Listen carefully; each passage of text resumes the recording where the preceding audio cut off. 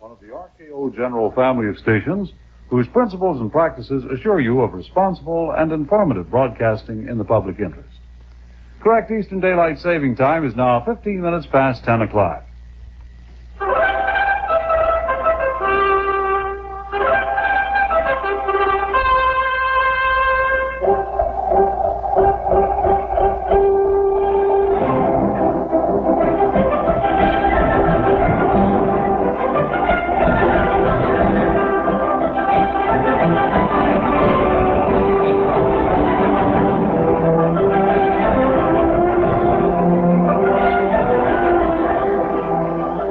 Shepard, mysterious character who aids the forces of law and order, is in reality Lamont Cranston, wealthy young man about town.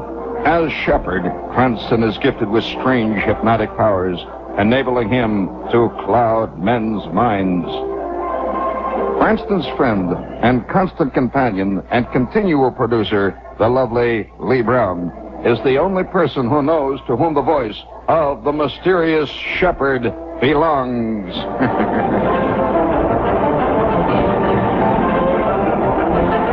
The weed of Whoopi bears bitter fruit.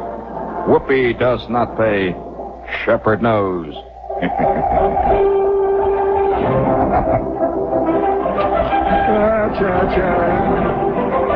Now you know, gang. Now you know why every night I cloud your mind so sinister and so sneakily.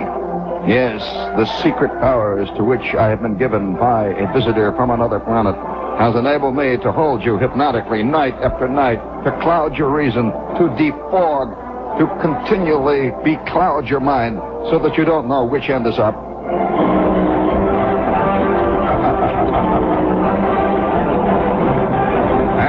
Strangely enough, the mysterious Shepard is sent to you night after night as a public service by this station. Where's my kazoo here?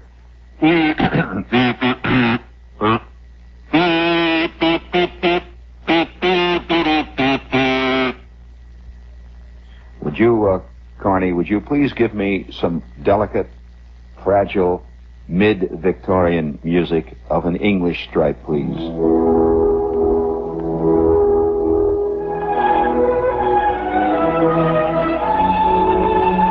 We have selected tonight from the works of Elgar a proper Victorian of awesome dimensions, and English to the veritable core.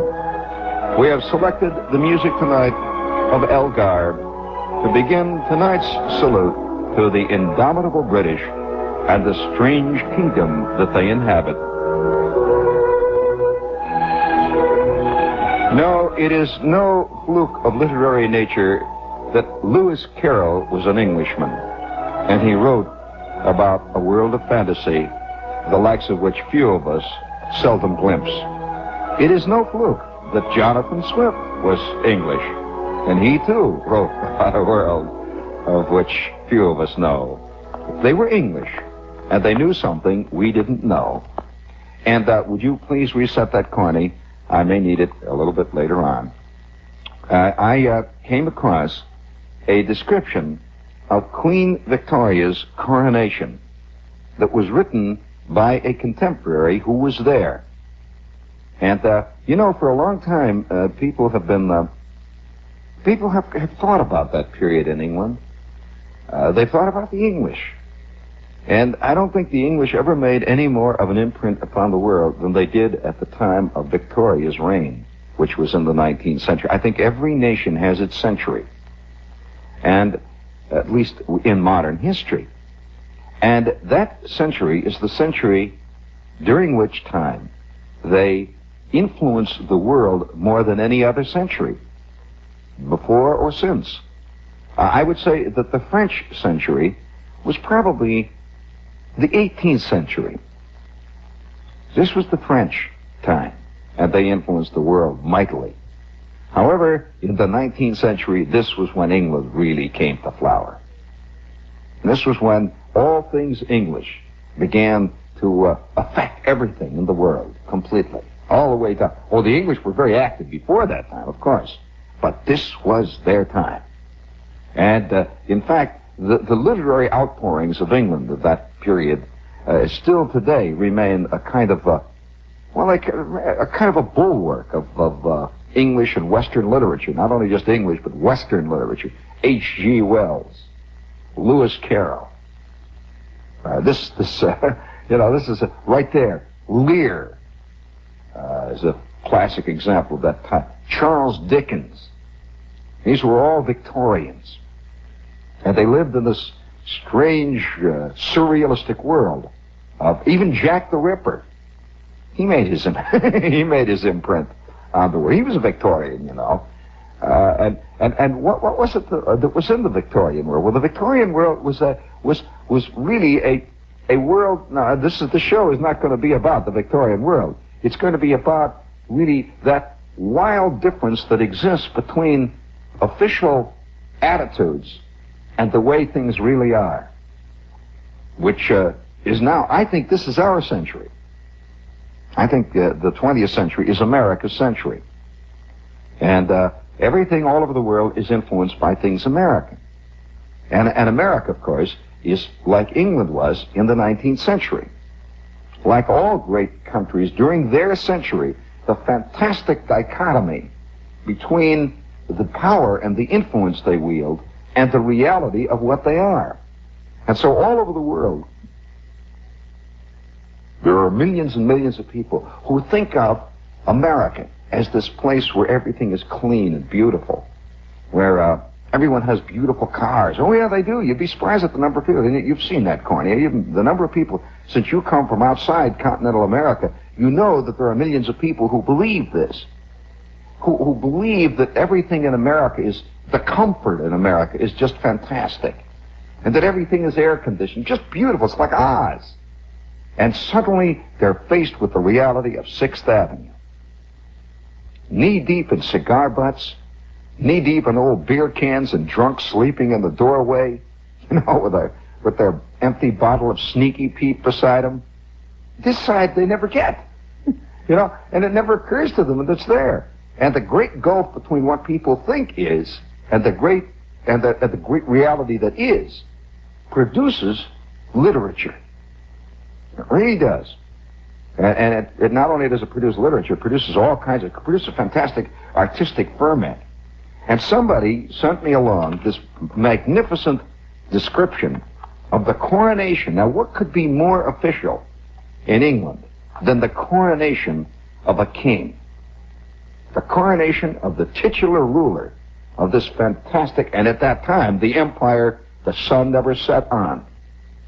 At the time that Queen Victoria. Can you imagine what Queen Victoria's coronation must have been like?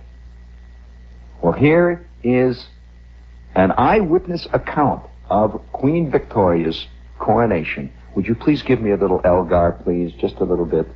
Just a little.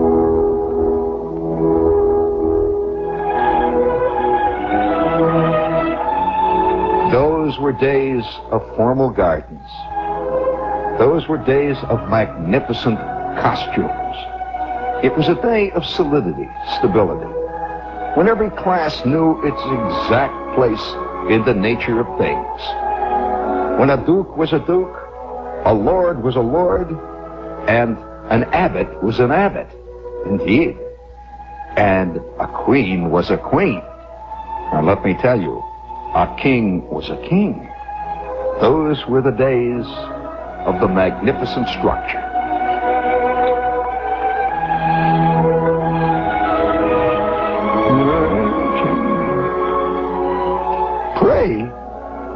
Pray tell me what I'm to do, she had implored Lord John Tyne, the sub-dean, at one point.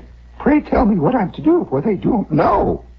The Bishop of Durham, who stood near the Queen, could not help her, for he himself was quite lost in the confusion.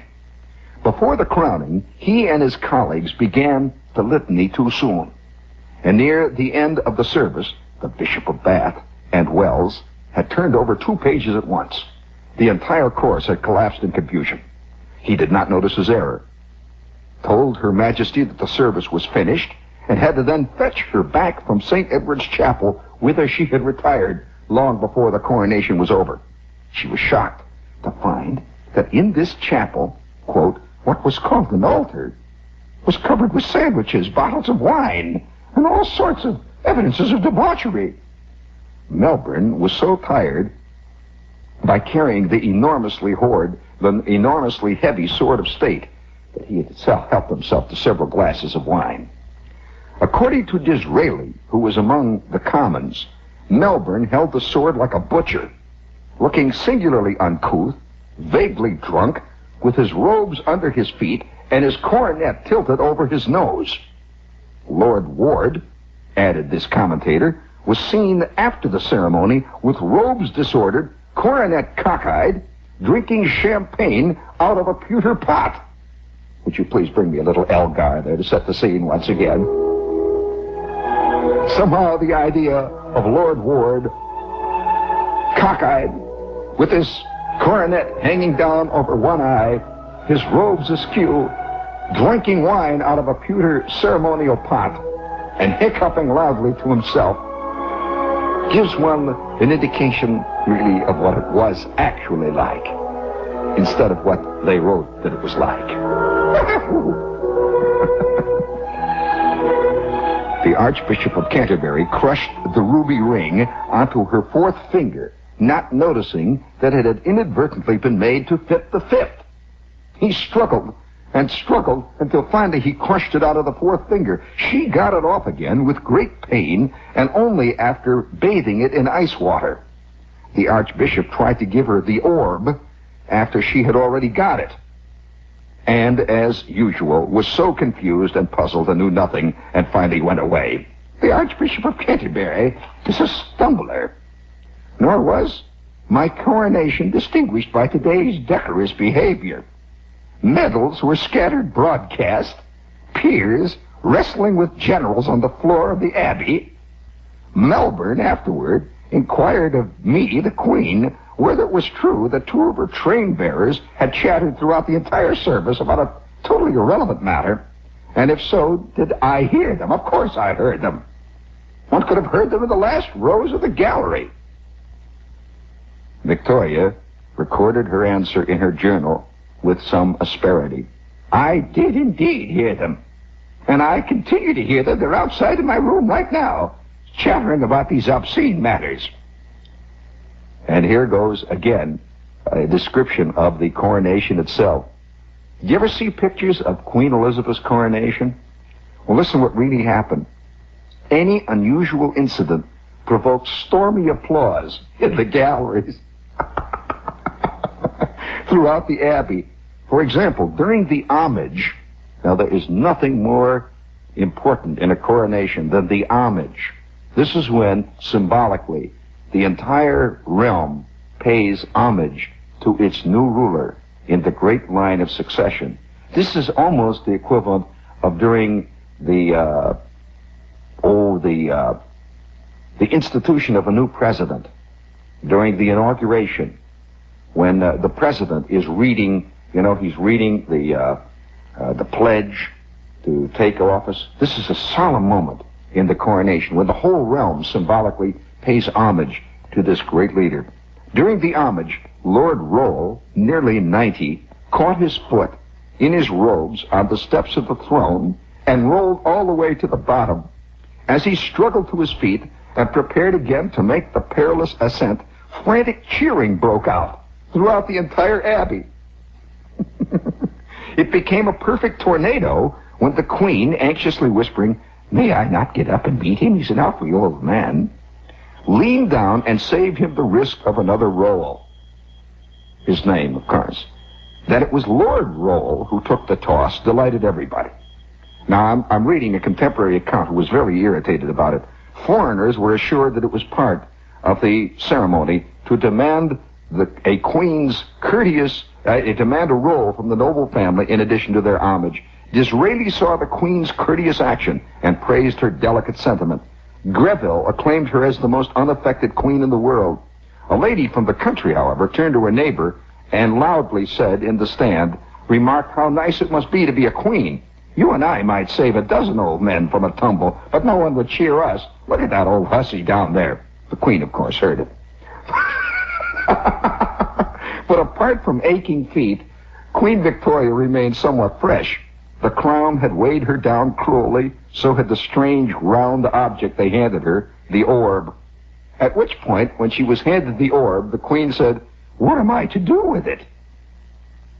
"Brack, your Majesty is to carry it, if you so please." "Am I? It's very heavy. What do you do with it?" she asked. Again, this was heard in the gallery, which replied by an enormous storm of applause. Bring this on again. And you know, whenever Hollywood makes movies of queens and so on, they always completely ignore that side of it. The idea of Queen Victoria, they give her the orb. She says, "What am I supposed to do with this?" And an enormous crowd up in the gallery applauding when she says that.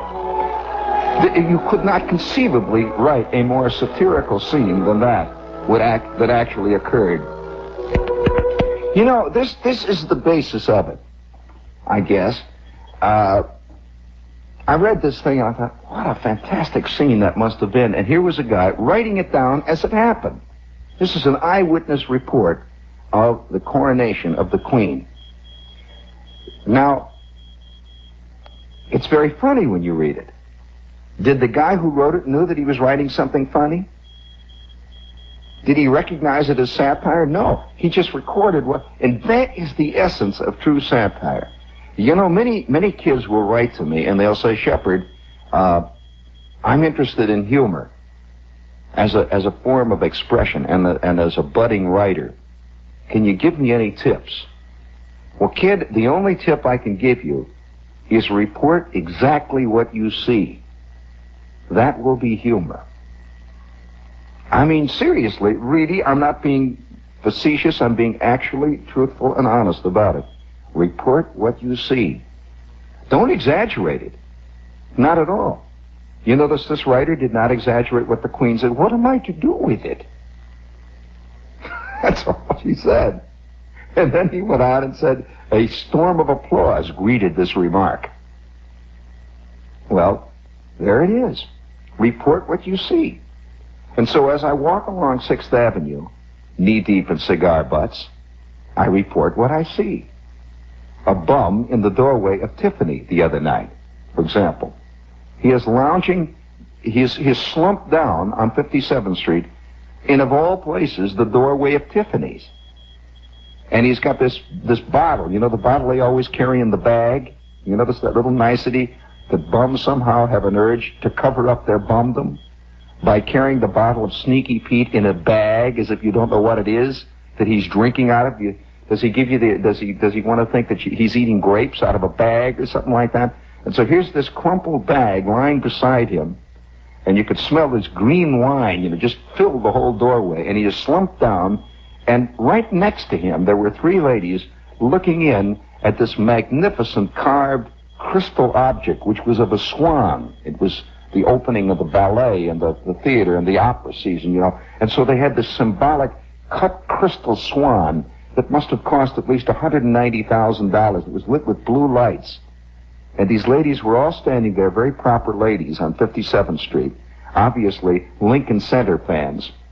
And they're standing, of course, you can just see their worship of Lenny Bernstein squeaking out of them. And next to them is this bum. And he sees them, see? He sees these 3 ladies, and he's trying to get to his feet. And he finally gets to his feet, and he staggers over to them. You know, it's like he's swimming underwater. And you can see he's trading these fantastic clouds of Sneaky Pete gas, you know. He's just trailing them, and he goes, could you help a guy get I want to buy a subway token. I want to get to Queens. He's putting the arm on him. And he's pretending, of course, that what he wants to do is take a subway to Queens for God knows what reason. He wants to... And one lady says to the other, she says, "Oh, the poor man must get to Queens. Do you have a subway token?" And Marge, who was the lady she was talking to, reaches into her purse and she says, "Yes, of course I have." And you could see the glaze come over this guy's eye. They were going to give him a subway token. That ain't exactly what he wanted. And all of this took place in front of Tiffany's. Now, I was there. I saw it. So the essence of humor is to report exactly what you see. And speaking of unconscious humor, This is WOR in New York. Hit the button, please, Cornelius. The bright, clear tasting beer. Miller High Life, the champagne of bottled beer. There's only one champagne of bottled beer. Sparkling, flavorful, distinctive. Miller High Life. Brewed from a century-old recipe, Miller High Life has a rich heritage and tradition. A bright, clear taste, unequaled, unquestioned, unchanging. Available on tap, in cans, and in familiar crystal clear bottles.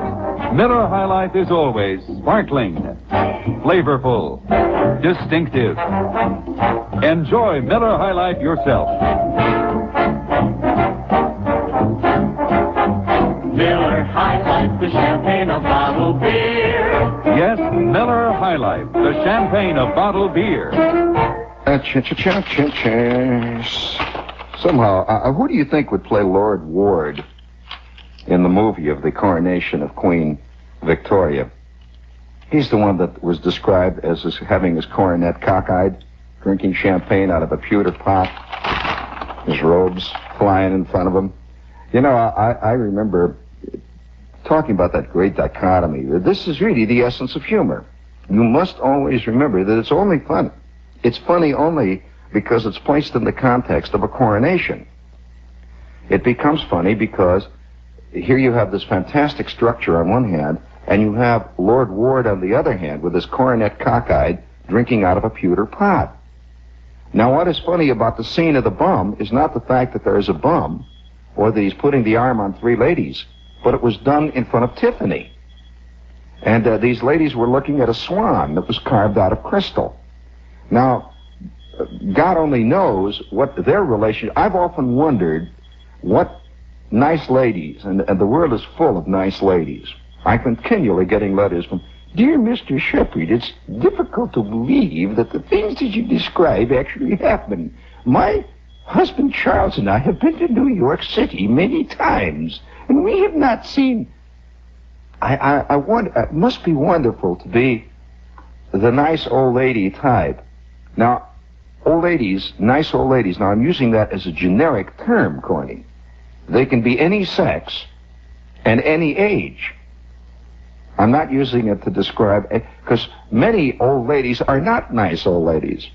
They're human beings who see what it's all about. More of them are those than the other kind. But what I'm talking about is the kind who just, the world is kind of a nice big cream puff composed of people who are nasty to cats. Their idea of the worst thing that can happen, I saw this person actually dragging that nice little poodle down the street. Well, I went up to him and I gave him a piece of my mind. And that's the only kind of evil they actually ever see. That kind of evil. It's the kind of person who can wander through the world and never see the slums of Bombay. And they really are that way.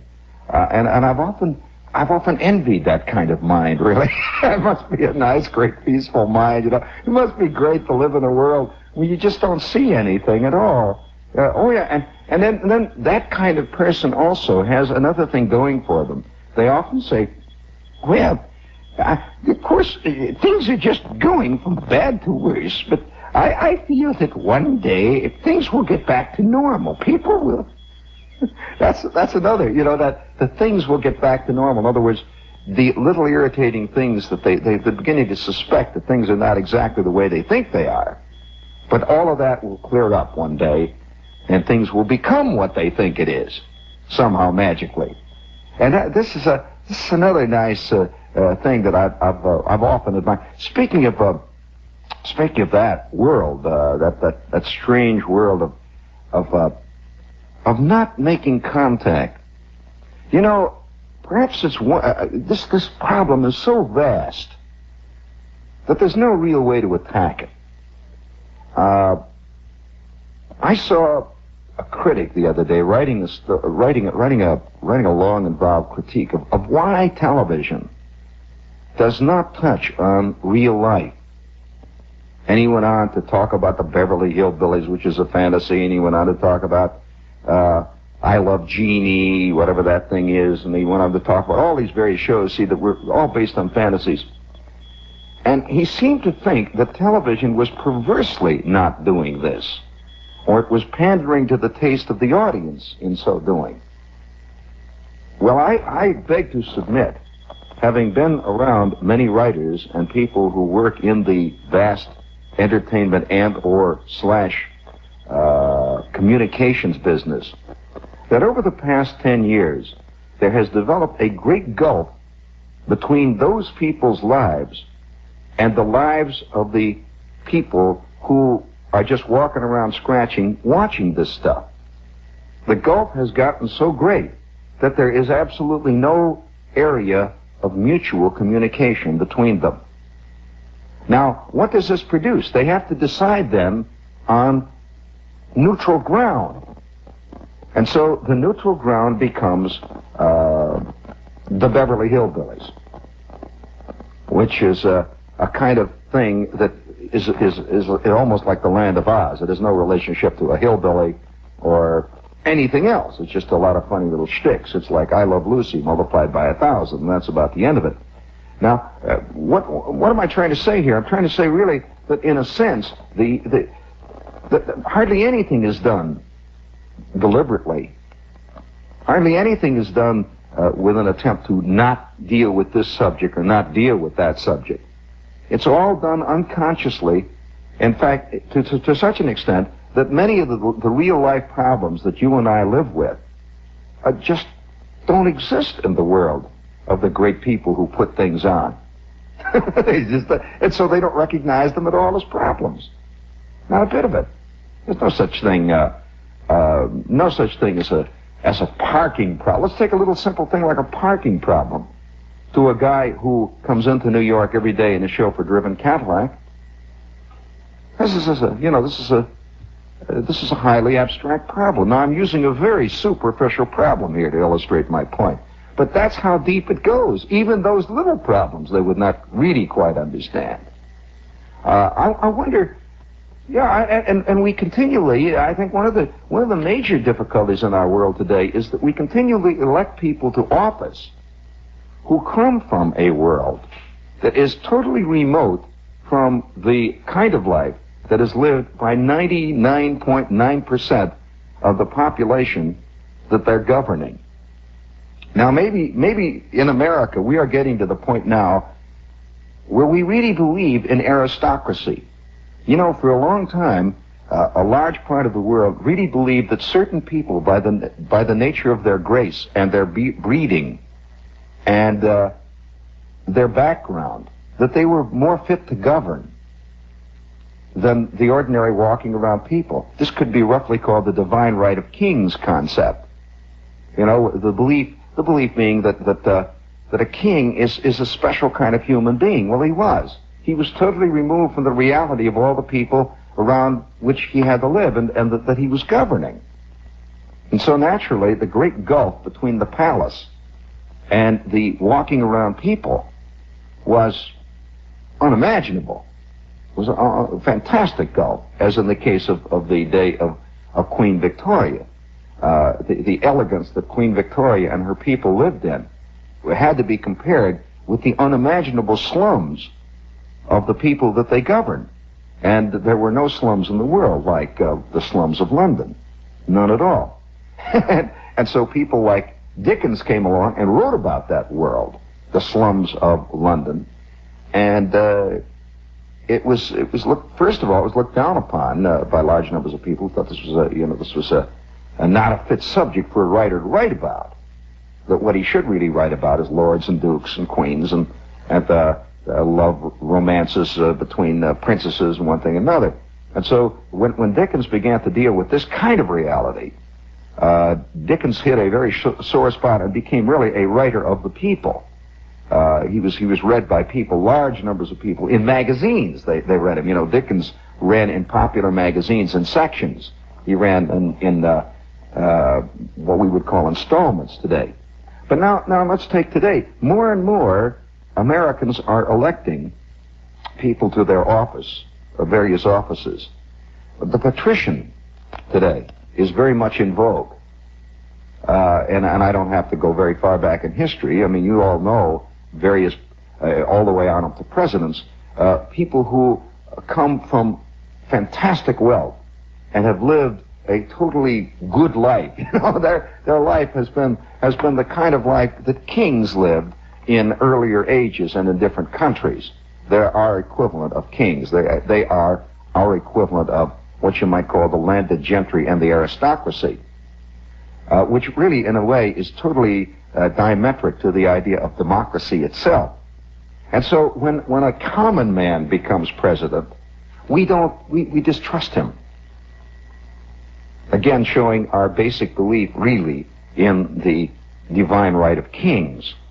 I think one of the reasons why Truman was not liked by large numbers of people, he was obviously a man of the people, really, genuinely. You know, he came from a small town in Missouri, and he tried to run a haberdashery shop and didn't make it, and he was self-educated, not really self-educated, he paid his way through college and worked all the way on up. And so naturally, he's not the kind of man you would trust. Primarily because what we really trust is the patrician. We trust the king. We trust the queen. We trust the lord and the duke. Deep down inside, we may think he's evil, but we think he has a right to do it, which is even more so sinister. You know, very, very. This gets deeper and deeper into the subconscious. I'd say about the second year that I came to New York. This was long before this trend became such an obvious trend, where rich men were always elected to office in almost every given state. And I suspect this, Corny. I think that most people would be inclined to think that the reason a rich man gets elected is because a rich man can afford to spend all that money on a campaign. No, not at all. Because most of the money spent on the campaign for a rich man is usually spent by the party that he's running for. He's not spending his own money, except in very rare cases.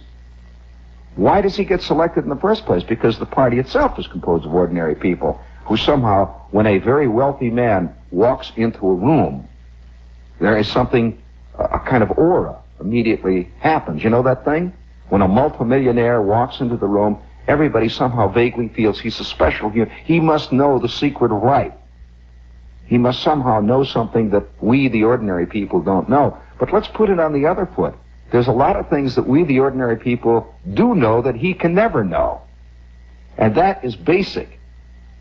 That is a very basic thing. Have you noticed that when a person in showbiz, I'm talking about successful showbiz people, really big showbiz people, when they get really big, they rarely refer to their earlier days of struggle and poverty, comparative, and non-bigness. They rarely refer to those days. Once in a great while, they may refer to them in passing, but only to describe those days as on the way to his present greatness. Now, this is one of the... Sure, and so they recognize that the public instinctively is drawn to what could be called the aristocracy, the kingship.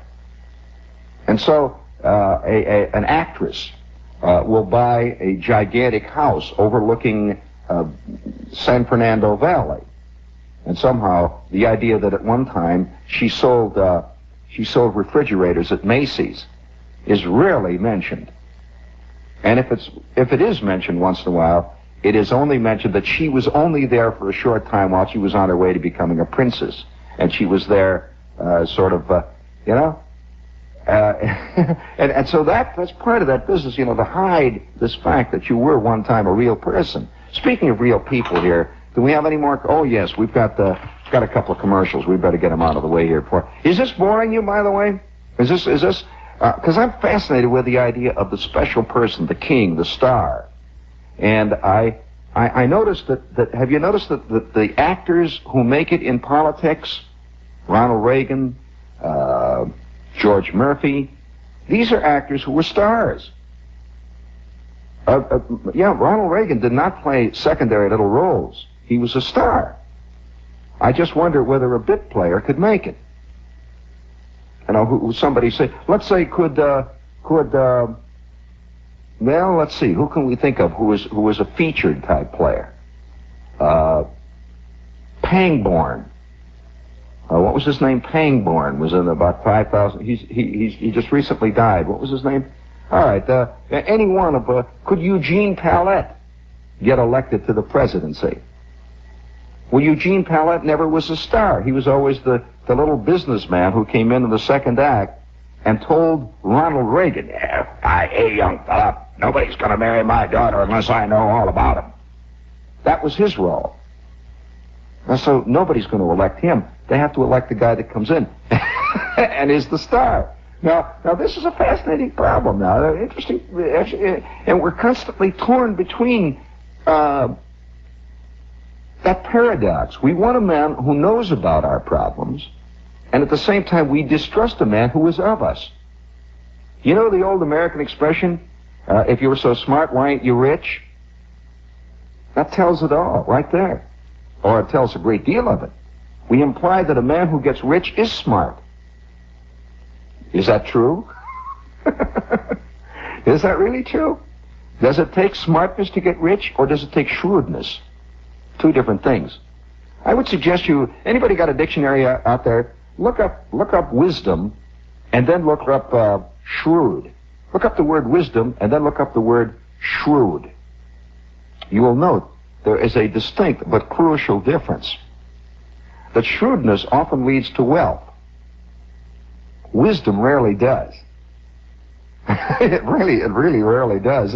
It's one of those sad things. So you've got that terrible economy constantly battling back and forth, and everywhere you look now, you see wealthy men making it, and they seem to be followed around with the same kind of adulation that people in other countries used to give kings and queens.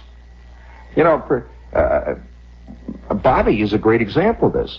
Now, I'm not making a political comment on Bobby, but I wonder whether Bobby would be as admired totally, completely, the fantastic adulation he seems to be getting, if he did not come from a family that is very wealthy and is a very patrician family. I question this.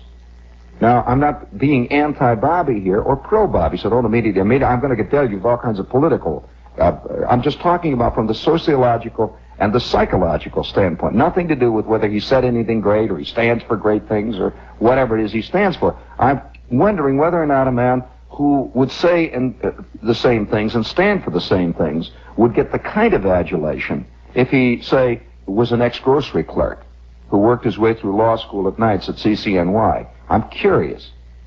Just a question. On the other hand, would a man like Rockefeller, Nelson Rockefeller, be as admired as a statesman and as a leader by large numbers of people if he wasn't Nelson Rockefeller? Let's say if his name was Charlie Brown. I wonder. Good question in this day, and it's very difficult to know, and it's easy for you to make a snap judgment and say, no, you have to think very seriously about these things and wonder whether or not. Let's take Franklin Roosevelt, the late Roosevelt. Roosevelt obviously came from a patrician family. Would he be as loved, unbelievably loved, as he was loved by large numbers of the common people if he hadn't been a very wealthy man with a very obviously patrician way of speaking? I hate war. Eleanor hates war. He obviously was a man. See, because the people who love the rich, I mean, the people who love the well-bestowed, the people with graces, are generally the lowest class of people. In other words, the people who really love the queen are the charwomen. You find this true? They really love the queen. And so, you did not find the same kind of love generated over a man like, well, let's take, for example, let's get these commercials out of the way. Holy smokes. We've got Mandarin House, boy. And if you're speaking of graces and the well-born, if you're looking for something with genuine tradition, we would recommend a visit to the Mandarin House restaurant, one of the truly great restaurants in New York. And I'm not saying this as a commercial, really, because I've been going down to this place for years. It's down on 13th Street between 6th and 7th, in the heart of the village. They're open 7 days a week, and their food is genuine Northern Chinese Mandarin food, and it's superb.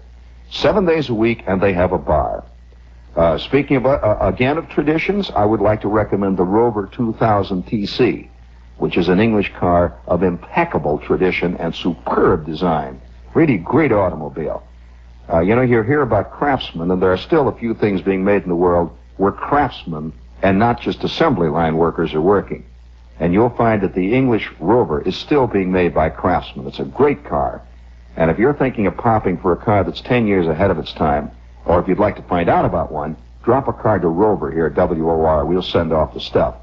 And one more note here. We've got Regal Crown, another English magnificent product. By the way, speaking of candy, are you aware that the candy tradition in Europe is a very different tradition from what it is in America? That candy in America is considered a kid thing? Candy in Europe is an adult hang-up. Oh, believe me. Everywhere you go, there are great candy shops throughout Europe because it's an adult thing. The sweet is an adult enjoyment in Europe. And if you're looking for a genuinely adult candy, I would suggest for one thin dime, you buy yourself a roll of Regal Crown Sours. They are really sour, they are angry, and they are magnificent. One thin dime. Regal Crown Sour Grapes. And oh yeah, one more thing. Speaking of sour grapes, we will be at the Limelight this Saturday from 10:30 until midnight. And man, if you want, I can't describe the scene. Can you, Corny? Down there. If you're looking for an unusual scene in New York, I can only say, man, try to make it. We're there from 10:30 until midnight. And this particular Saturday, I'm going to do my famous show, which I once did years before, and which almost caused me to be put in jail, of the time that I tried to stuff a turtle after having You don't want to hear that? Well, it's a great show. It's about a Woodcraft Merit Badge, and well, no, all right, I won't tell that story. I'll tell about the time.